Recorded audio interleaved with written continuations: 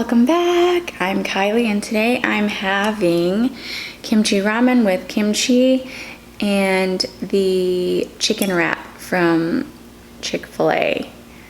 So it's kind of like a sandwich, soup and sandwich, but Asian style. So grab your spoons, grab your forks, or grab your chopsticks and let's eat together.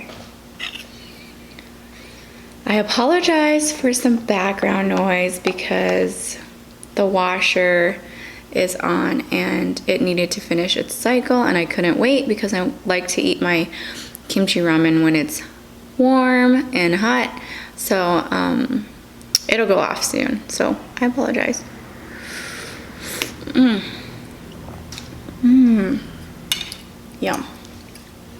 Let's take our first bite.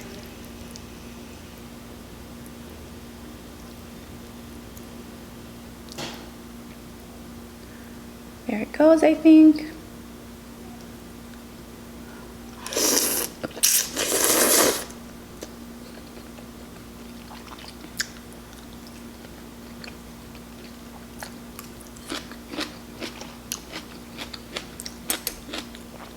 So today I want to talk about something I watched on Netflix last night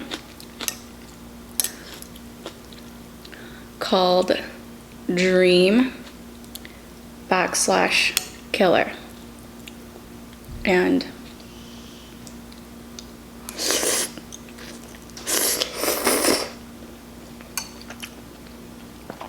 lately I've been really into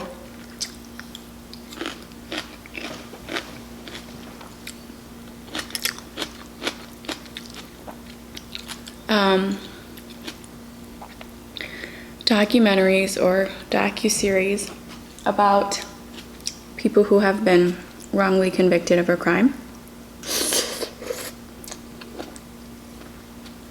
And for those of you who don't know who Kathleen Zellner is, she's a high-profile defense attorney, criminal defense attorney.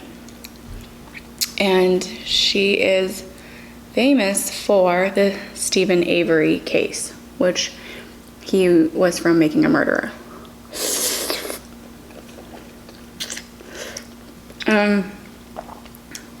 She said that out of the over 2 million people that are incarcerated in the United States, about 20,000 of them are innocent, which is just staggering and mind-boggling. And shows you how much goes on in our legal and justice system. We're really not doing anyone justice by putting somebody who's innocent behind bars. And we have the highest number of people who are incarcerated in the entire world.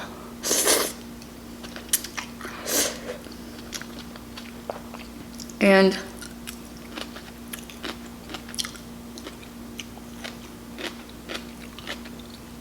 in one of my other videos, I talked about the Innocence Files, which highlights the Innocence Project and what they do in helping to exonerate inmates or people who have been wrongfully convicted of a crime. And like watching these just makes me want to like go to law school and like get a law degree. Like I imagine this is like the motivation that people feel behind taking the path of becoming a lawyer. So it's just frustrating, it's infuriating, it's sad. It's just shocking to know that it's happening. especially in a developed country like the United States.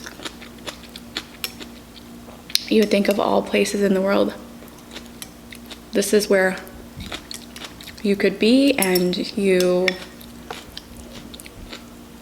won't be wrongfully placed in jail for something you didn't do, but it just changes your whole perception of that.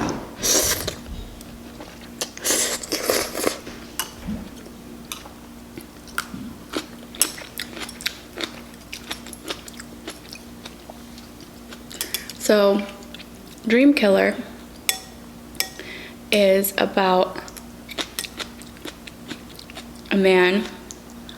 a young man named Ryan Ferguson, who was a good kid. I mean, he didn't get in trouble for anything. He had a good relationship with his family. He was raised by a good family.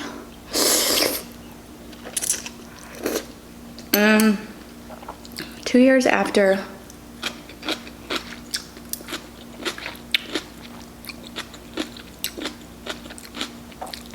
a reporter was brutally murdered, his friend or someone he knew confessed to the murder and said that he was involved.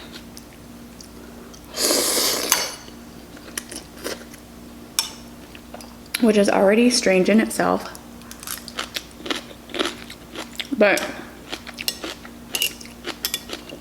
Ryan had said himself he wasn't worried because he knew he didn't commit the crime. And he thought the justice system was going to work for people who were innocent. Well, he was wrong. Because the prosecutor, who was Ken Crane at the time, he used tactics that can sometimes be seen as, or can be interpreted as prosecutorial misconduct.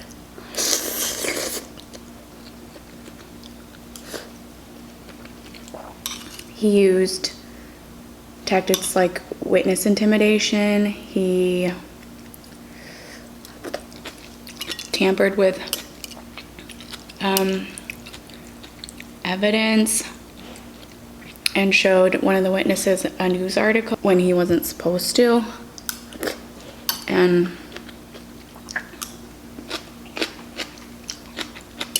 just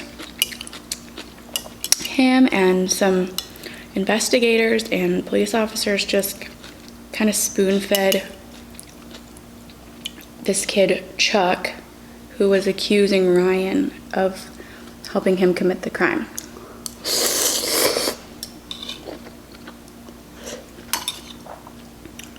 And so, because the jury doesn't know what goes on behind closed doors and the process of how you get to opening statements and exhibits and everything that happens in court, they have no idea. They run into technical difficulties when trying to show the interview of Chuck not knowing what had happened at the crime, but then the investigator kind of spoon-feeding him what had happened. And then Chuck later using that information to testify against Ryan. Like, it's just mind-boggling that stuff like this can happen.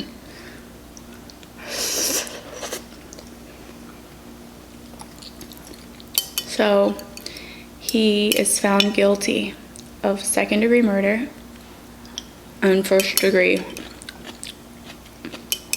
robbery. So he gets sentenced to 40 years.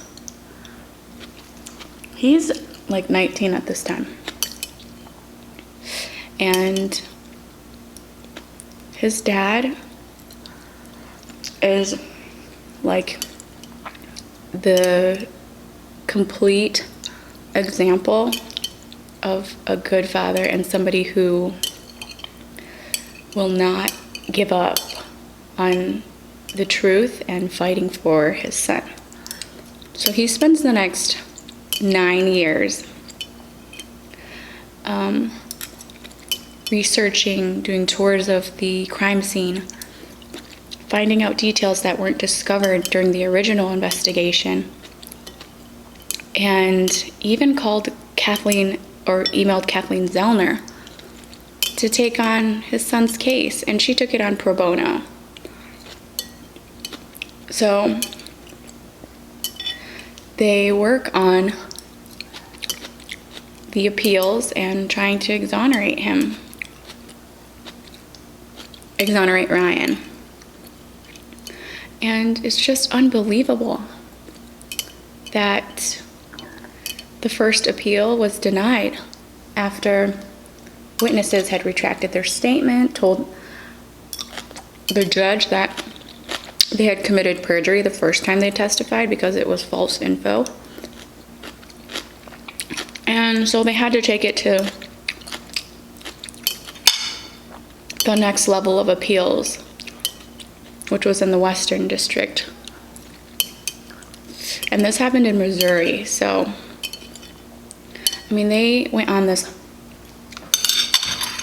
9-year battle to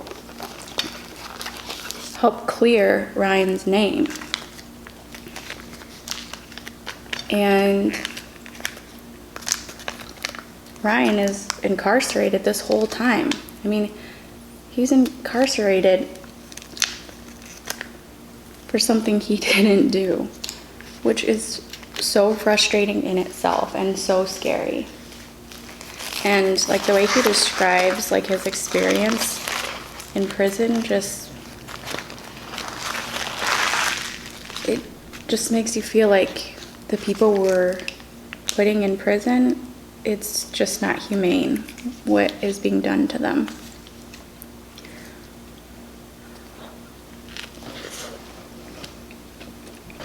So his dad is a real estate agent, and he uses all the techniques that a real estate agent would use to advertise, right?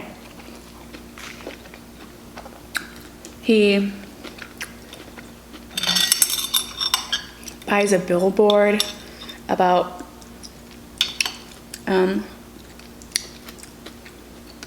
having a reward for people who can come forward and give information to help free Ryan. He started a website called Free Ryan Ferguson. He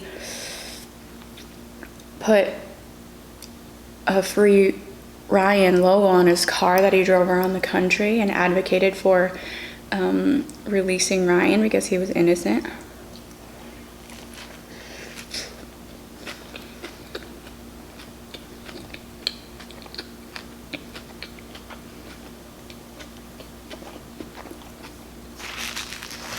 I mean, this man did everything to help his son. And once Kathleen Zellner took on the case, she was so mad that the appeal was denied the first time.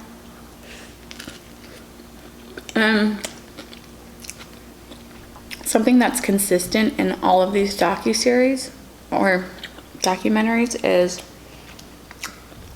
the fact that it's so hard to overturn a conviction.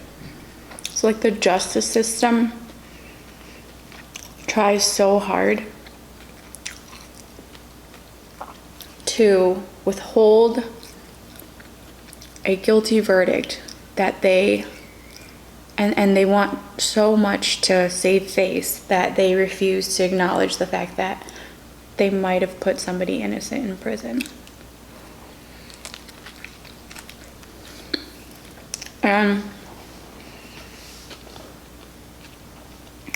All of these cases, I would say 95% of them involve prosecutorial misconduct.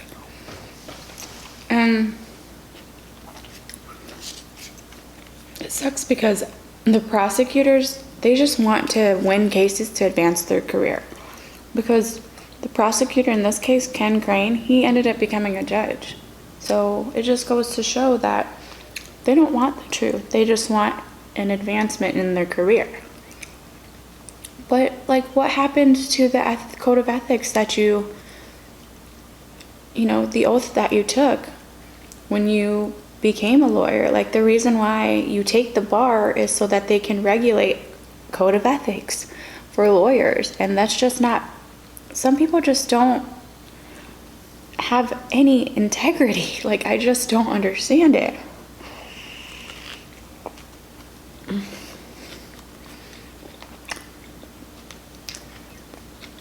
People are so self-serving. But anyway, so they get to the second appeals, which is harder. It gets harder and harder for a conviction to be overturned the more appeals you go through. And on the second appeals, Kathleen Zellner calls Ken Crane, which is the previous prosecutor, he was now a judge, to testify about feeding the article to one of the witnesses, even though the witness said that his wife gave him the article. So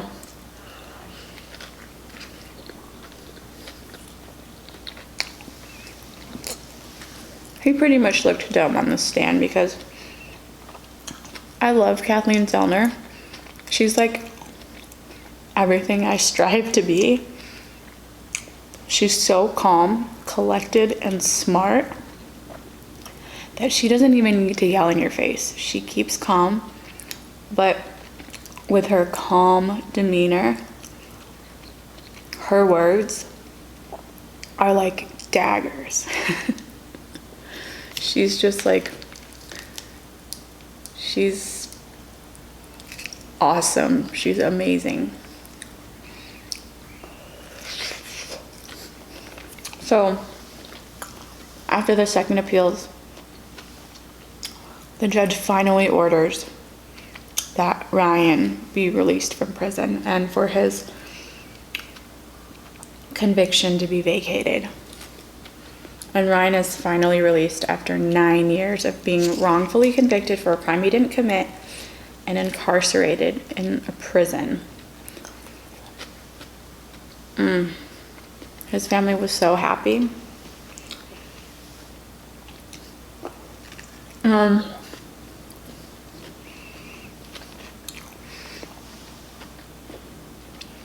He did file a civil lawsuit, and the judge awarded him $11 million, which $1 million was going to attorney fees. So Kathleen Zellner made, I think she spent 3 to 4 years on that case, so she made $1 million off that case. And he actually didn't get the full payout. He had to resue the city and the insurance that the city had to try and get the rest of his settlement. Like, how sad. You just wasted somebody's adult life.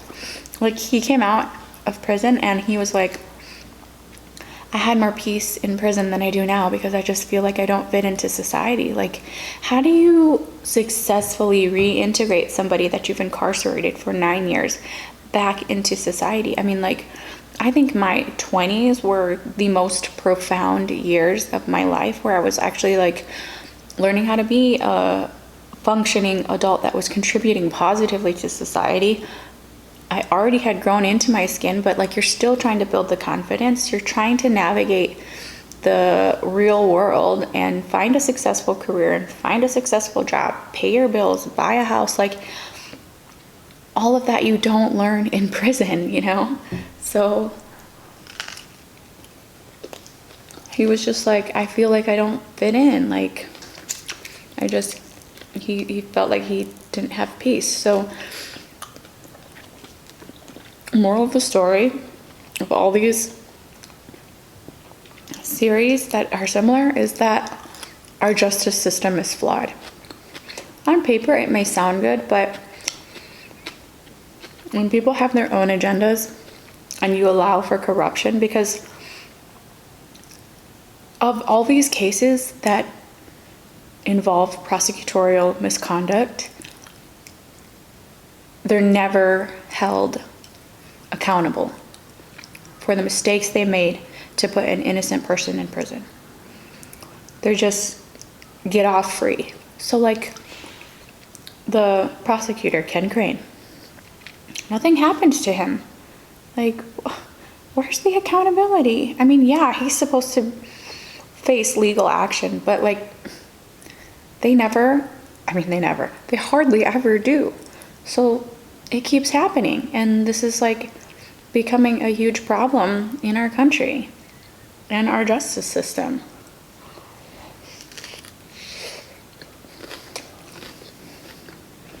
And I know there's lots of lawyers and attorneys and people advocating for a reform in our justice system, but until we know about the problems that exist, we can't stand up and fight for the right thing, right? So these are all just so informative, because I never knew about any of these cases. And now that I do, you can be a part of the change and change legislation and just do the right thing.